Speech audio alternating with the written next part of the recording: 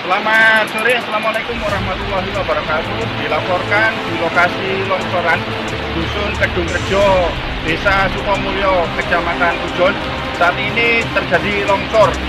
Ada dua lokasi kejadian. Di samping ini ada di Dusun Ngepri, Desa Bendosari, karena longsoran susulan. Untuk itu dimohon kepada masyarakat yang akan melakukan perjalanan dari Kota Malang atau Kota Batu menuju Kediri atau Jombang agar melalui jalan alternatif atau melalui tol.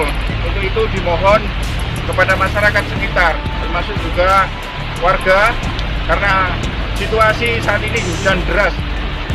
Semuanya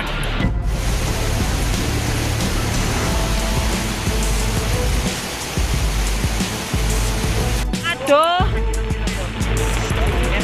dalam enten sepeda motor niku wau tirose tapi wis liwat yo kirangan wonten niki lho ibuke niki lho